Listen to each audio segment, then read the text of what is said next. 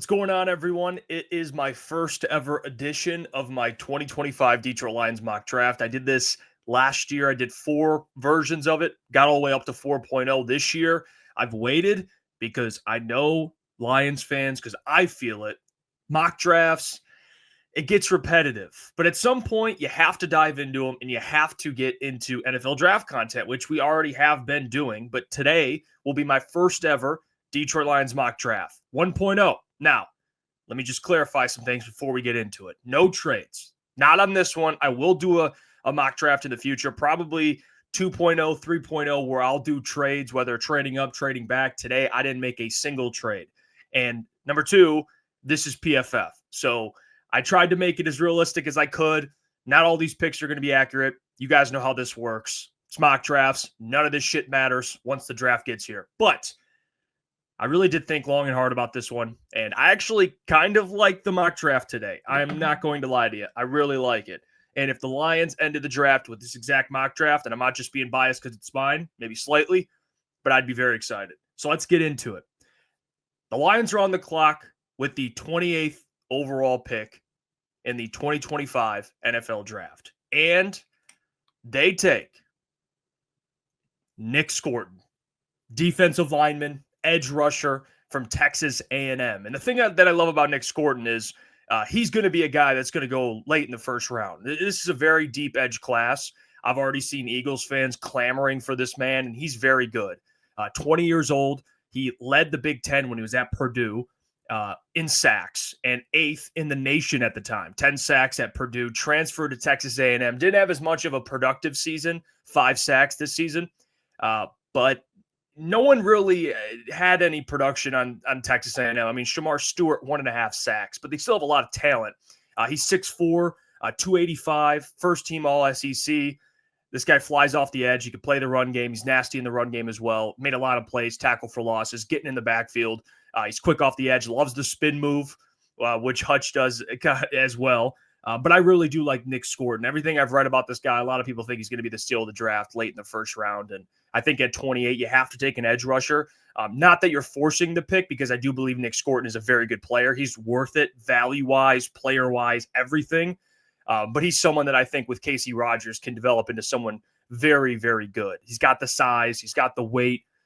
Again, production, not this season necessarily, but again, can get after the passer. It's exactly what the Lions need. So I really did like this pick at 28. Again, a lot of the guys that most Lions fans have their eyes on were already gone at 28, but Nick Scorton was there staring right at me, and I'm very happy with the selection. So that's the pick at 28. We go now to the second round pick, which I don't know how this player fell, but if it happens, you have to pull the trigger, and that would be Derek Harmon at pick 60 out of Oregon. Previously at MSU, Derek Harmon is a large man, 6'5", 310. The crazy thing is he hit up to 21 miles per hour this season. So at that size, at that weight, the athleticism, impressive, led college football in pressures amongst defensive tackles on true pass sets. 5 sacks this season at Oregon. So he's someone that, again, for his size, for his weight, can get after the quarterback a little bit. Very stout in the run game. From Detroit, obviously that's not the thing that you look at when you take a player, but it helps, of course, from here locally. But he's someone that I believe could be DJ Reader's replacement. And this is a big man, and not just a Broderick Martin big man, but a big man who's produced, played at Oregon. Again, Big Ten, played against some of the very good offensive lines in the Big Ten, and he played very well. So I love this pick. I don't know how he's here at 60. He's probably going to go anywhere from 30 to 45, but if he's there at 60, you got to pull the trigger. Even if it means trending up a little bit for him, I would love the pick. So my first 2 selections, if you guys couldn't tell, defensive linemen. Okay, Nick Scorton, Derek Harmon. If the Lions walk away in the first 2 rounds with these 2 players, I mean, you can already go home. You're happy. These guys will be very productive players for you, but great depth and what they can do. And I believe these players will turn into very good players. So I'm very happy. Again, those are my 2 selections so far. Now we go to the next selection, which I like this one. And I know you're watching. You're probably thinking in your head, well, what position did he take? Well, let me tell you. And to me, this was best player available. And that player is Pat Bryant, wide receiver out of Illinois, and he is 6'3", 200 pounds. We talk about a Tim Patrick replacement often on the show. Well, this man, Pat Bryant, is very productive, big contested catch guy, 69% contested catch rate, one drop, which is very important, got hands, 82.9 grade against man coverage, gets open. That's what I look at. You get open. And he's got the size, the measurables that you're kind of looking for to play in this offense, what they need, a true outside wide receiver. And Pat Bryant has shown that at Illinois. So I love this pick. I would have no problem at pick 132. You go take a wide receiver because eventually you're going to have to. Tim Patrick's getting up there in age, and you're going to have to find a replacement for him at some point. And why not go cheaper? It's pick 132. It's a fourth-round pick. You get Pat Bryant. And we know who they found last time in the fourth round. That was Amon-Ra St. Brown. Not saying he will be, but you can still find great value in the fourth round. So I love this pick, man. Productive, got the size, the measurables, great against man coverage. I love it. You don't have to bring Tim Patrick back eventually. You can re-sign him this season, but in the future, you can let him walk. You have Pat Bryant that takes over. So he'd be in a great wide receiver room as well, with Scotty Montgomery now coaching Pat Bryant. So I love this pick. I really do. Best player available, and that player was Pat Bryant. So let's get to the next selection. And this is where you start to get kind of towards the end of the draft. So this is going to be very interesting. So let's get to it. My next selection, in terms of position, is a position that I think Lions fans think about, but don't think about as often anymore. And that position is center. Jake Majors, center out of Texas. 39 straight starts. Can I interest you? Iron Man. He's 6'3", 315. Again, center for Texas, one of the best offensive lines in football. This is a guy who I said 39 straight starts. I mean, he helped block for multiple 1,000-yard rushers, one of them being Bijan Robinson, and a high character guy, high on the academic level, very smart, very good. He's a mauler in the run game, very good in pass pro, 0 sacks allowed in 2024. Like, this is the type of guy that Dan's going to fall in love with. Nasty, plays with physicality, and you're looking for someone to eventually take over for Frank Ragnow. Am I saying the 194th pick is going to do that? I don't know, but you need depth there. Graham, as much as he can play center, you do need a backup center at some point, a strictly center. And I think that could be Jake Majors. So I really like this pick. I do.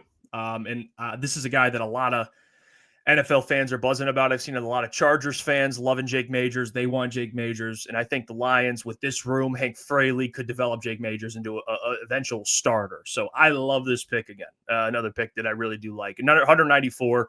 I think he could go a little earlier, but in my opinion, this is a steal at 194. Again, I think he fits great with the culture. And if you can't already tell, I mean, Texas, yeah, one of the best offensive lines. You play center for that place right now in 2024. I'm at least going to take a look at you. So I really do like this selection as well. So let's get to the last three selections, rather, excuse me.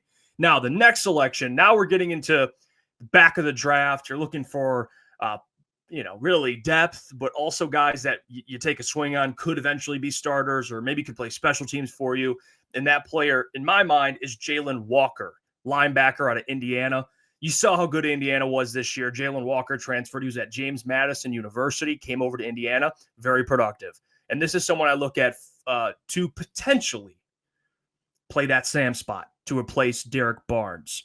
Very good getting after the quarterback. This year, 2 sacks, 3 forced fumbles, 2 interceptions. Had a pick against Ohio State, played really well.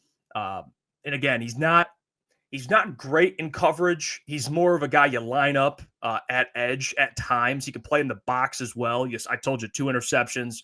So again, he got better when he got to Indiana, played on a bigger stage, bigger level, and thrived. So I really like it. And again, you're taking flyers at this point, and I think Jalen Walker would be a very good flyer, someone that could provide you some linebacker depth, play special teams for you. And you're getting another guy from a very good team this year with Indiana, who shocked a lot of people. So I love it. Good program and a good player. So good flyer on a potential replacement. We'll see how that translates. But again, I like it. Next selection. I'm going with another edge, and that edge is Johnny Walker Jr., edge from Missouri, 6'3", 255, 9.5 sacks, and 3 forced fumbles.